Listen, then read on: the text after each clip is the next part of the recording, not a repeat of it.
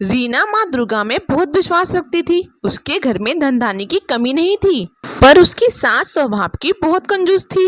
वो अपने लिए तो खूब जी खोल कर खर्च करती, पर कोई दान पुण्य नहीं करती थी। अगर रीना किसी जरूरतमंद को कुछ देने लगे तो वो चिल्ला पड़ती थी। सेब ले लो, मीठे मीठे लाल रसीले सेब ले लो। ओ सेब वाले भैया, ये सेब कैसे लगाए? रीना बहू, ये हाथ में क्या है?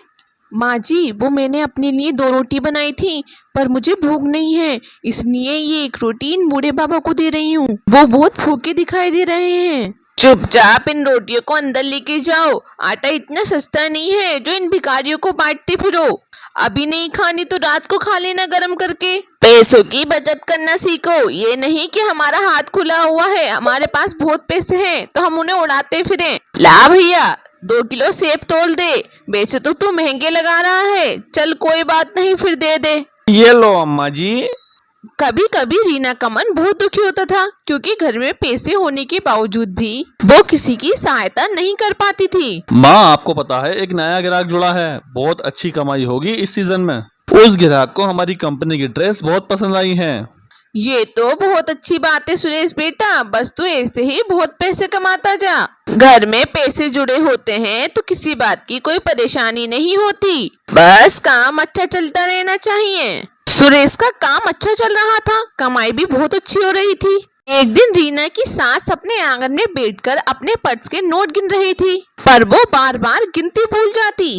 एक साधु बाबा द्वार पे खड़े होकर बहुत देर से भिक्षा मांग रहे थे। ये नोट गिनते गिनते तंग आ गई हूँ, ये नोट है या मुसीबत? गिनती ही ठीक नहीं हो रही, ज्यादा पैसा होना भी मुसीबत ही है। माई, बाबा को कुछ दे दो, बहुत भूख लगी है। अरे बाबा, मैं पहले से ही इन रुपयों से बहुत परेशान हूँ, ऊपर से आप परेशान कर रहे हो। जब तक ये नोट मेरे हाथ में है तुम्हें कुछ नहीं मिलेगा, जाओ यहाँ से। तुम पैसों से इतनी परेशान हो, तुम्हें भूखे को भोजन देने का भी समय नहीं है। माई, अगर तुम रुपयों से इतनी ही परेशान हो तो ईश्वर करे तुम्हारी ये परेशानी जल्दी ही दूर हो जाए, फिर किसी भूखे को खाली पेट नहीं लौटाना।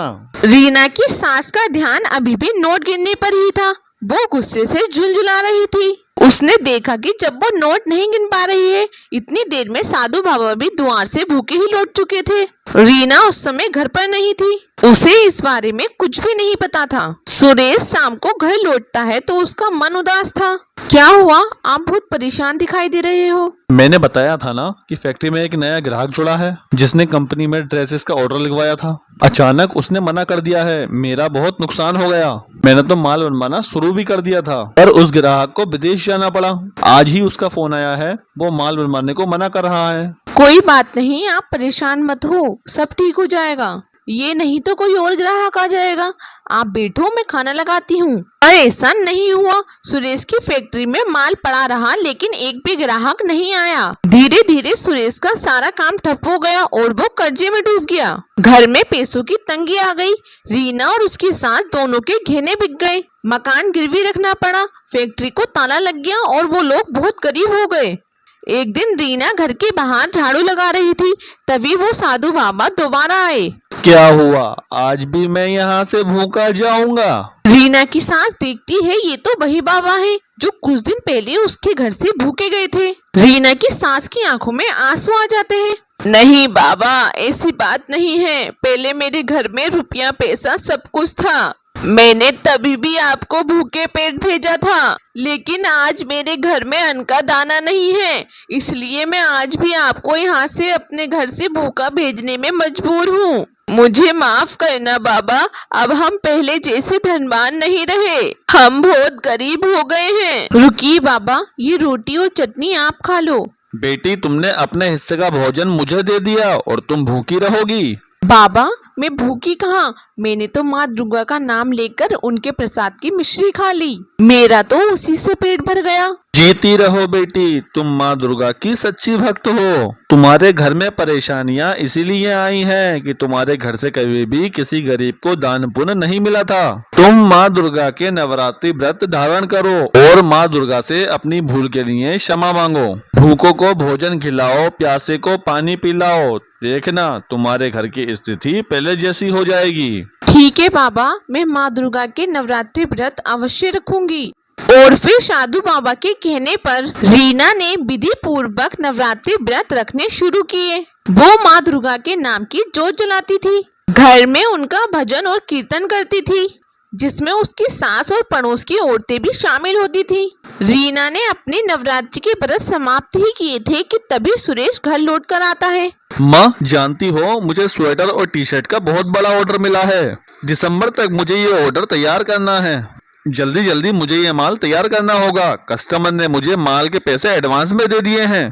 तू सच कह रहा है बेटा। रीना बहू, ये तेरे द्वारा रखे गए माँ दुर्गा के व्रत और नवरात्रि की पूजा का ही प्रभाव है, जो आज सुरेश को इतना बड़ा ऑर्डर मिला है। जय माँ दुर्गा। और माँ दुर्गा के आशीर्वाद से रीना के परिवार की खुशियाँ फिर से लौट आती हैं। सुरेश का काम फिर से ठीक हो जाता है। अब रीना की सास भी दान पुण्य करने के लिए मना नहीं करती थी, बल्कि खुद अपने हाथों से गरीबों को दान देती थी। रीना के परिवार की आर्थिक स्थिति अब बहुत अच्छी हो गई थी। माँ दुर्गा के आशीर्वाद से रीना के जीवन में संपूर्ण खुशियाँ आ गई थी। चैनल पे नए हैं तो वीडियो को लाइक करें और चैनल को सब्सक्राइब करें और कमेंट करके हमें जरूर बताएं कि आपको हमारी वीडियो कैसी लगी।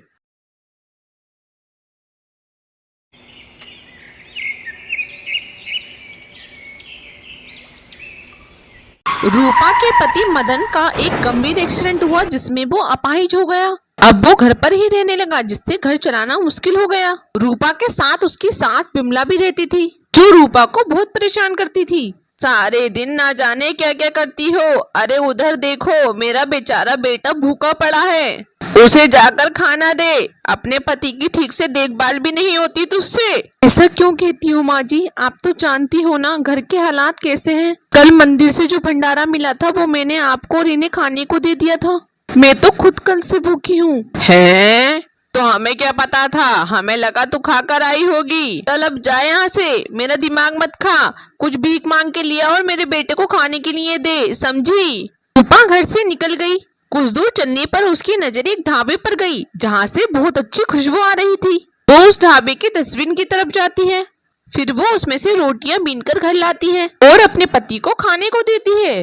उसमें से कुछ रोटी वो अपनी सास को भी देती है। फिर वो अगले दिन उस ढाबे के मालिक से मिलती है। सेठ जी, ये रोटियां कैसे बनाती हो, मुझे भी बताइए ना। वो तो तुम यहाँ काम करके भी सीख सकती हो। वैसे भी मुझे यहाँ काम वाले की जरूरत है, लेकिन हाँ, पैसे नहीं मिलेंगे। बस दिन की 6 रोटियां ही मिलेंगी, समझी? अगर तुम काम सीख जाओगी तो कुछ पैसे भी दे दूंगा। अब रूपा सेठ के यहाँ साफ सफाई और तंदूरी रोटियां बनाने का काम करने लगी है। कुछ दिन बाद एक रोज उसने सेठ जी से कहा, सेठ जी, अब तो मैं तंदूरी रोटियां बनाना सीख गई हूँ, अब तो आप मुझे कुछ तनख्वाह दे दीजिए। अच्छा, जो तुम यहाँ से 5-6 रोटियां लेके जाती हो रोज की, उसका क्या? अन्न क्या फ्री में आता है? एक तो मैं तुम्हें रोटियां खाने को देता हूँ, ऊपर से तुम्हें मुफ्त की तनख्वाह भी चाहिए। लेकिन आपने ही तो कहा था। यहाँ जवान लड़ने की जरूरत नहीं है, समझी? चल निकल जा यहाँ से, और दोबारा यहाँ अपनी शक्ल में दिखाना।